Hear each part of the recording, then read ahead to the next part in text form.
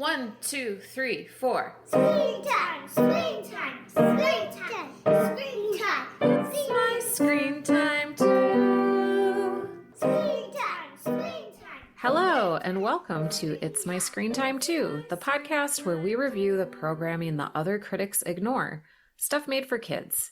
Find out what to watch for family movie night, what to avoid altogether, and what you'll want to watch alone voluntarily. I'm Deborah. And I'm Katie. And I have 3 kids. They are 14, 11, and 11. And I have 2 kids. They are 8 and 5. Today, we are reviewing Despicable Me 4. Because despite our high hopes for Pixar turning around its fortunes with Inside Out 2 and our curiosity about the weirdness of a children's movie starring Ryan Reynolds, Despicable Me 4 is actually the most anticipated release of the summer for children and families. And we've somehow never covered Gru or the Minions before on this podcast. I don't know how that's happened, but that's the state we find ourselves in today. It debuted in theaters on July 3rd, 2024, so we're getting this out to you on the following Wednesday. It comes in at 1 hour and 35 minutes long, rated PG, and obviously, given the 4 at the end of the title, it is a sequel to Despicable Me, which originally came out in 2010, Despicable Me 2 in 2013, Despicable Me 3 in 2017, and there have also been 2 Minions movies, Minions in 2015 and Minions Rise of Gru in 2022. Phew, that's a lot. I'm exhausted just listing it off. This latest installment was directed by Chris Renaud, who directed the first 2 installments, but not the third. It was written by animation veteran Ken Dorio and, this is why I'm mentioning it, White Lotus fave of Deborah's, Mike White. Yay! Yeah, I know, right? That just makes you excited just reading that. So a plot summary according to IMDb. Gru, Lucy, Margot, Edith, and Agnes welcome a new member to the family, Gru Jr., who is intent on tormenting his dad. Gru faces a new nemesis in Maxime Lamal and his girlfriend Valentina, and the family is forced to go on the run. Deborah, did you like this movie? Okay, I have been looking forward to it because we've seen a lot of movies in the theater this year, and Despicable Me 4 is front and center of the previews. So I was looking forward to it because the previews have all been really good, but I also have that dreading, did they show us all the funny parts already? So I liked it, but then also the morning that I watched the movie in the theater, there was in the variety section of the newspaper, there was a review that was 1 star. Really? I didn't read it, but just seeing that 1 star out of 4, it made me kind of feel like I was going to watch a bummer. But what are your expectations going into a movie where it's the 4th right installment of a franchise? Unless it's I don't know, even if it's a Fast and Furious. I'm with you. My expectations going into this movie were mixed, mostly because I haven't even seen all the previous installments. And they. Oh, you haven't? No, I've never seen Despicable Me 3. I think I've been in and out of the room for the second Minions movie and in and out of the room for probably the first Minions movie as well. But I really liked this movie, Deborah. It asked so little of me. And I think after a really busy summer at the movie theater, when we were tackling a lot of kind of weightier topics that asked us to consider a lot of things with our kids or about our kids, after all the crying I've done at the movie theater this summer, it was just so nice to watch a series of generally solid, mostly visual gags. Visual gags that seemed to be funny no matter how old you were. And it definitely didn't require me to have seen the previous movies. So given that low bar, I was super pleased. Nice. All right. So why isn't this for grown-ups, perhaps? What did you find hard to connect to? I connected to it just fine. I mean, my kids are old enough now that after the movie was done, they were pointing out the things that were unbelievable in the movie. And like, I don't know, in the first film, Gru steals the moon. So like you have to suspend your disbelief to enjoy a Despicable Me or a Minions movie. There wasn't really anything here that I objected to as a grown-up. How about you? Well, I'm with your kids because you really couldn't think too much about the plot of this movie. And that's part of why I think it was good that the plot didn't demand too much of me. But if you give it a minute, it's like, what's the deal with Gru's work for the AVL, right? Has he been maintaining his cover as a villain all this time? And if so, isn't it a big deal for him to like blow that cover, which he essentially does at the beginning of the movie? Couldn't that operation have been better planned to maintain his cover as a villain? It just seemed like an odd and irresponsible choice. Even as I'm saying this, I know this is ridiculous, but I couldn't help thinking that it was poor management on the part of the Anti-Villain League of one of their more valuable assets. That's a good point. I didn't get too bogged down in the details of the work because that always, I don't know, being a double agent is always very confusing, right? Right. I would argue they made it way less confusing than it should be in this movie, I guess. Yeah. So why is this for grown-ups? What was there for you to grab onto here, even if the property isn't made for us? I think that Gru's insecurities make him such a relatable character. I think that's what's made him successful. Well, what's made the franchise successful all along, because he is like so socially awkward and he like knows it, but yet he still tries. Like I felt like the interactions with the baby, who he's like, why don't you love me? Because you don't smile at me like you smile at the mom, was like funny and relatable. And then, oh my gosh, the relationship with the neighbor who's like so conventionally handsome and drives a fancy car and has like a country club membership, and Gru is just like so awkward and he's trying to make friends. That I liked a lot. I'm always happy to see Diggs at the country club set, and that is a gag that probably wouldn't land with most children, so I appreciated its presence there. Mm-hmm. I also liked the gentle send-ups of other long-running franchises, kind of a nod to the fact that Despicable Me 4 knows it's Despicable Me 4. So we got some gentle ribbing at Harry Potter and at the superhero Avengers phenomena. Oh, yeah. So that was fun, kind of a wink to the fact that it knows it's a franchise that has been around for a long time and it's still asking us to care. Yeah. And then, I mean, the Minions are like funny for everybody. They're 4-quadrant entertainment. I don't know, like, is there anybody who doesn't like the Minions? Probably.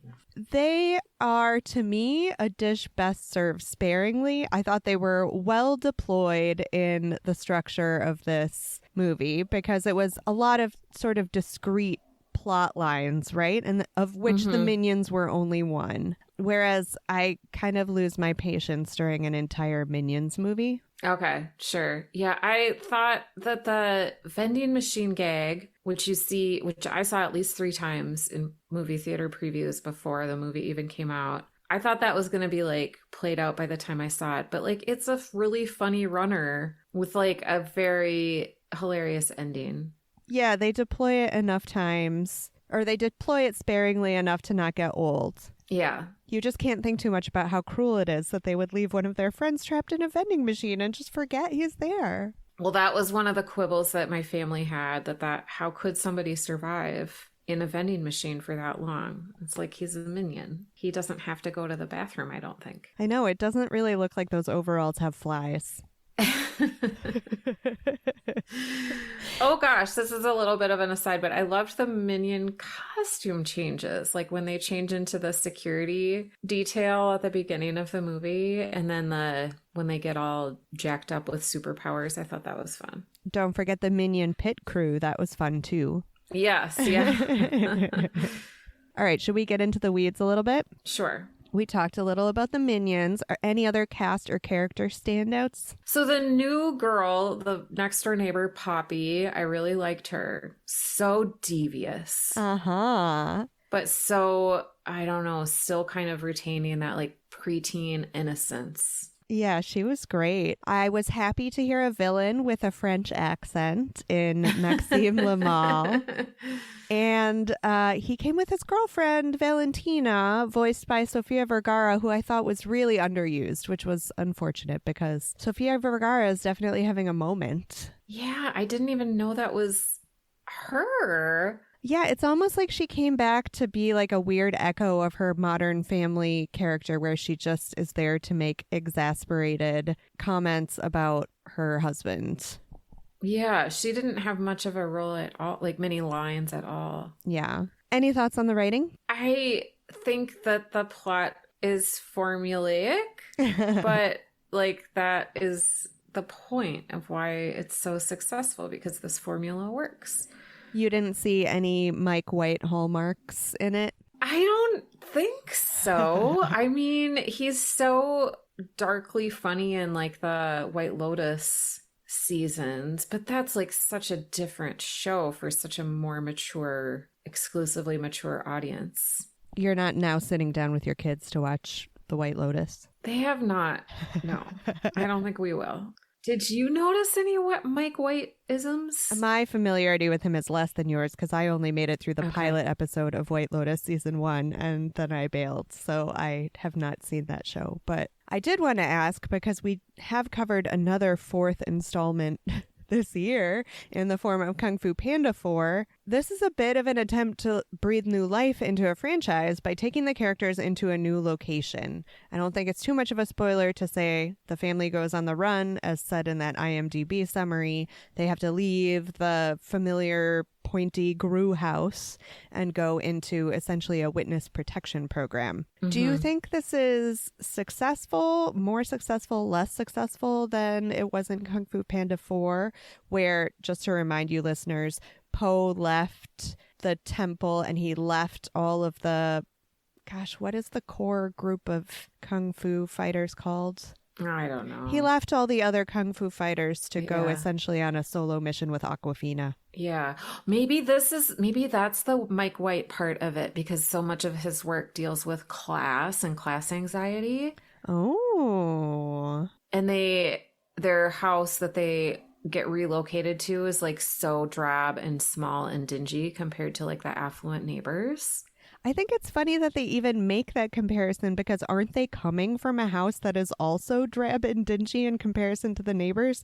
Isn't that the whole point of the Gru house? But I think the Gru house is different, but it's like the same size. Okay. And I'm not sure if it's drab and dingy or if it's like goth. Gotcha. I don't know. I think it had the feel a little bit of like a bottle episode of a television series. You know, where you go to a new location and you're just there for one episode and it's like different than all of the other ones, sort of. I thought it was fine. I don't see how they can make any more of these movies for much longer. Well, without giving a spoiler, the closing of this movie definitely felt like a farewell. Yeah. Yeah. I mean, those kids are going to grow up. Yeah, exactly. I mean, Margot's in middle school now. Yeah. I thought that this change in setting was more successful than the one in Kung Fu Panda just because they kept the core cast together. So the family was still a family unit and those dynamics were still what they are. It wasn't just totally snatching only the main character out. I don't know if I could have hung with an entire movie that was just, here's Gru doing something else. Right. Right. Any thoughts on the music? Pharrell did it, but there was no like happy song. Yeah, the opening theme, Double Life, definitely isn't the bop that Happy was. I don't think there's a hit single that's going to be in our ears for the next 5 years. But we definitely got a couple classic hit singles of the past in the form of both Karma Chameleon and Everybody Wants to Rule the World, really mining those early to mid 80s hits. Yeah, that was weird. Like, why those tunes, do you think? Do you think it's really that precisely calculated to be like, well, the kids are going to come because Minions. So let's just pick a couple tunes that'll really speak to the olds. I don't know. I mean, I'm kind of an old parent of young kids at this point, and like those songs are a long time ago. Maybe for the grandparents. Maybe for the grandparents, yeah. Because even the costuming for those scenes is so specific, like little Gru and little Maxime in their culture club with the hair, with the ribbons. Yeah. I don't know. I liked it, but maybe I'm too much of an old soul. Thoughts on the structure? We talked about taking the main characters out of their comfort zone. I really thought it was 3 plot strands that didn't really overlap a lot, which I think in other contexts would have bothered me, and I would have said it didn't make for a coherent movie. And who knows, maybe that's what that 1-star review in your paper said. But given that I was kind of trepidatious going into it and I wasn't looking forward to another installment of this long-running franchise, I think it worked great to chop everything up in terms of, again, just not asking too much of your audience. Just be like, just sit down in this cool movie theater and enjoy yourself. Totally. I agree. Yeah. And you have like the little superhero minions off on their own quests to discover themselves. That worked really well. And in terms of the relationships between the characters, there was really no pressure put on a message. I mean, looking back, we've had all these complicated parent-child bond questions being asked in all these movies. What does it mean to grow up? What does it mean to let your kids grow up? What does it mean to learn to respect and treat your parents as real people? There have been a lot of weighty things, and there was none of that here, and it just felt like a relief. Okay, I was going to mention this earlier, but did you ever read in school or on your own The Metamorphosis by Franz Kafka? But of course. Like a classic short story where the main character wakes up as a cockroach. Yes. I mean, the opening scene is like the evil villain character turns himself into a cockroach. I don't even have any coherent thoughts on like the Kafka-esqueness of this plot, but what do you think they were going for? Is this the Mike White of it all? I was not an English major in college, and I read The Metamorphosis as a high school junior, so you'll forgive me if my grasp of Kafka is not at all I read current. it too. I read it in high school, so I barely remember it. So other than remembering the cockroach of it all, I don't got it. I'm sorry. I'm sorry, listeners. I'm letting you down. Okay. Listeners, tell us what you thought about how Despicable Me 4 compares to Kafka's The Metamorphosis. I can tell you that I did have some thoughts on the look of the animation. Gosh darn it if the surroundings didn't look great in this movie. Like, all of the side things going on were stinking beautiful. The pollen on the flowers, the fur on the dogs, the grime on the gas station. It was great. Just the attention to detail was strong, is what I'm saying. Yeah, I would agree. I think, can Illumination be my favorite studio? Ooh, it can be. I don't know. I don't have to pick. You don't. You really don't. There's room on the love bus for all of them. I don't love that phrase, even as I just said it. I'm going to cut it up. You don't have to pick. Yeah, no, I thought that the Minions to me have always been, I love them. I would ride the love bus with them. Thanks. I really appreciate you taking that and picking it up. I feel better. Yeah, but no, the animation was super clever, especially like that minion that turns into like the strong guy, the brick wall one. Mm-hmm. And everything is just like so thought out and so consistent. So what do you think? Is this good for kids? And what makes this okay or good for kids? Do you think there's like a segment of parents that do object to the casual cruelty of the minions towards one another, and they steer their kids away from that as like a poor example of behavior? Oh, probably. And I feel like in other previous films, the minions have been more violent to one another.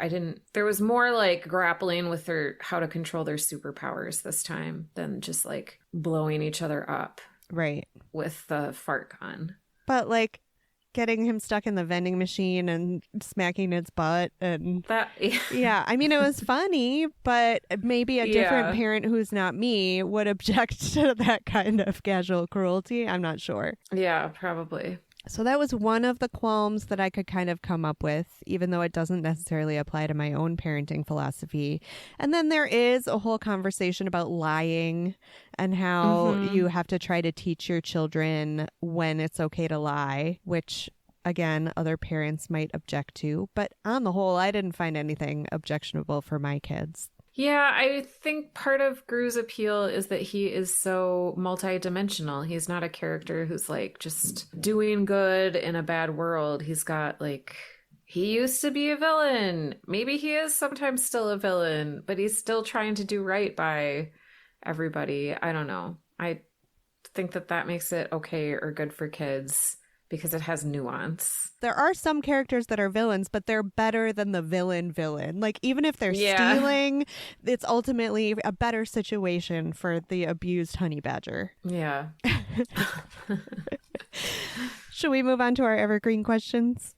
Sure. What movie or TV show for grown-ups were you able to compare this to? This is like a little critical, but it made me think of Silicon Valley. Remember that show? Yeah. Just because like that show went on for a little bit too long. Like in the last season that I watched, it was very heavy on like the bathroom humor and kind of cheap jokes that weren't really consistent with the characters or their trajectories. Okay. And it turned out that like all the original writers from Silicon Valley had left the show. So it was like a brand new writer's room who just, I don't think were as experienced.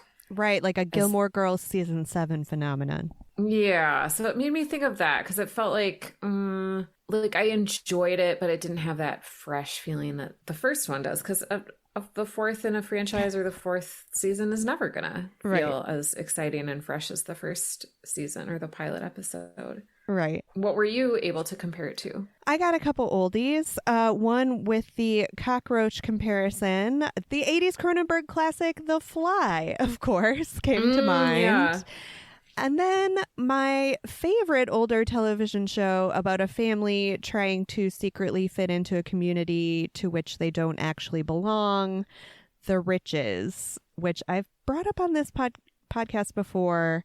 It was a very little watched show starring Minnie Driver and Eddie Izzard about like a con family who essentially tries to take over another family's life. I remember really liking it. I haven't revisited it. It could have not aged well. I remember you telling me about it before, but I haven't seen it still. Did you do any gritty HBO reboot casting? I don't know that I need to see a gritty HBO reboot of the fourth in a film franchise, but I would watch a Saturday Night Live skit, and I'd love to have like some oldie people on there like Amy Poehler and Fred Armisen acting out the Minions. I think that would be fun. Didn't they already cast the live action Despicable Me in season 2 of Loot? And isn't it starring Benjamin Bratt? Oh, is that? Yeah. Am I remembering that correctly? I think so. Oh, I forgot about that Benjamin Bratt plotline. That was so funny. All right. So the brilliant people at Apple TV Plus already did this for us. Do you think it was better when we were kids? No, we didn't have the Minions. We didn't have Despicable Me. We didn't have a happy song. And in general, as we've said about sequels in the past, there was less attention paid to them. Sequels when we were young were a direct-to-video affair. Yeah. And they were usually just a gender swap of the original with like the child of the original main character taking over the role. Yeah, that's right. Would you ever watch this alone voluntarily? I don't think I would unless I was like on an airplane and all the other movies were not working. My husband, bless his heart, has a habit of putting on the animated movies that I do not ever want to rewatch when we're just sitting around at the house. So were he to put this one on, I think I would be pleasantly surprised and be okay with it, but I would never need to watch it by myself. Okay. Ratings? I'm going to be more generous than the newspaper critic in my town. I'm going to give it 3 out of 5 stars. This is a momentous occasion in which I am vastly more generous than you, and maybe it just hit me at the right moment, but I'm going to give it 4.5 stars for not asking me to use my brain and making me laugh out loud in the theater with my kids. Nice. So this could be contentious. See it or skip it? Oh, I would see it. I saw it actually on the 4th of July because it was raining out and fireworks were canceled. So it was the perfect evening entertainment. Even for a disappointing holiday, it was super fun. I would also say see it, and I am jealous that you live in a city in which you can make a same day decision to go to the movies. Our local movie theater, the seats sell out like a week in advance. You cannot make a decision to see a movie at a moment's notice. Oh, I knew it was going to rain all day and Oh, I okay, bought the okay. tickets like days before. Smart Yeah, lady. no, yeah. So opening weekend, you have to schedule your tickets in advance because every place has those big cushy armchair seats. You can't pack it in like they used to. It's true. Okay, let's put Kafka in the title so we look smart of Okay. this podcast episode. And listeners, 5 pages, double spaced, Times New Roman font, 12 points on a comparison of the Metamorphosis with Despicable Me 4. If you do it, Deborah will read it in its entirety on the podcast next episode. Thanks for listening to our review of Despicable Me 4. Next time, we'll be back with a conversation about screen time in the news. If you enjoyed our show today, please recommend the show to a friend that you think would enjoy it too. We love growing our community of parents for sanity and screen time. If you don't want to miss our up-to-the-minute thoughts about screen time, you can head over to our website, myscreentime2.com, and subscribe for email updates. Tune in next time for more real talk about the movies and TV we watch with our kids because we have to, and sometimes because we like to. Bye. Screen time, screen